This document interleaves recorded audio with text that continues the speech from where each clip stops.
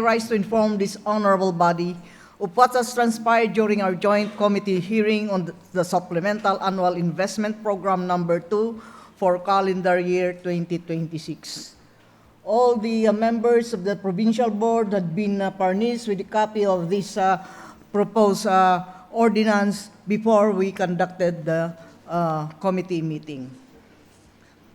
Different offices appeared before the joint committee hearing to present and defend their respective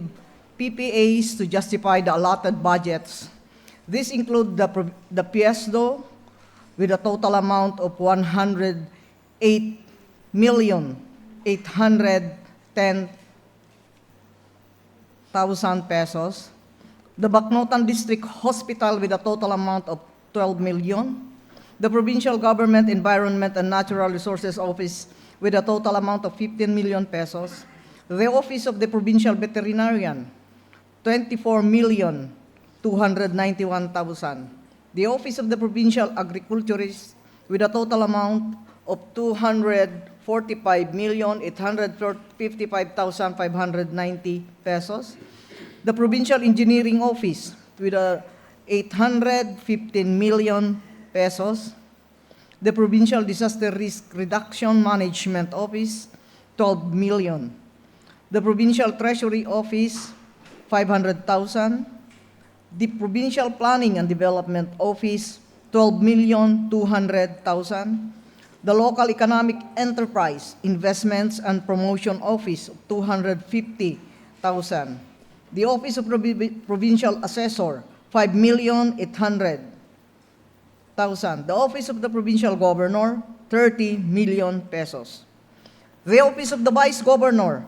10 million pesos. Finally, the Sangguniang Panlalawigan, 2,500,000. After thorough deliberation and scrutiny by the joint committees, we moved to approve the Supplemental Annual Investment Program number 2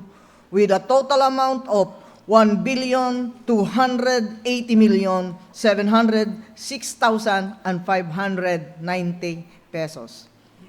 The corresponding resolutions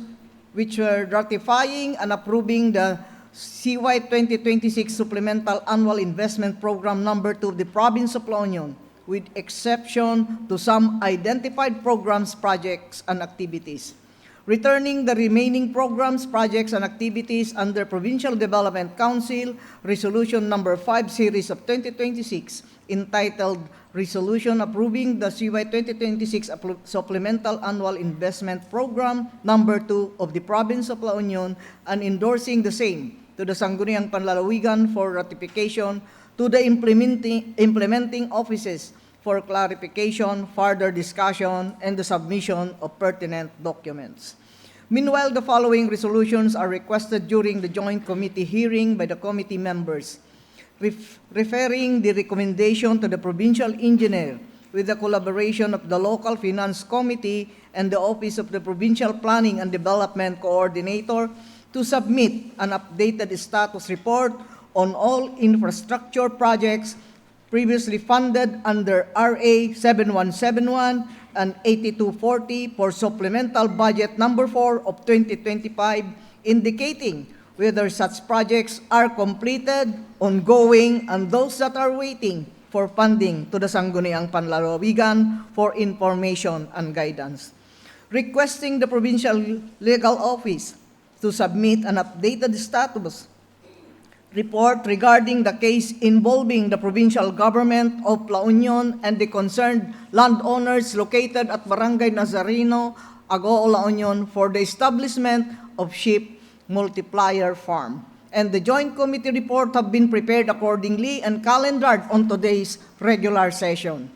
Despite the approval, the joint committees differed item number 4.2 under the social development programs and item number 1 under the economic development programs for clarification, further discussion, and the submission of pertinent documents. To the different offices that appeared during the joint committee hearing, I express my sincere gratitude for their diligence, preparedness, and dedication in defending their proposals. I wish to place on record that any line of questioning raised during the hearings was purely intended for the enlightenment of the committee and to ensure the judicious use of public funds for the benefit of our constituents. I trust that this honorable body will give this measure its favorable consideration and support so that these programs and projects may be implemented without delay for the greater good of the people of La Union. Thank you, Madam Presiding Officer.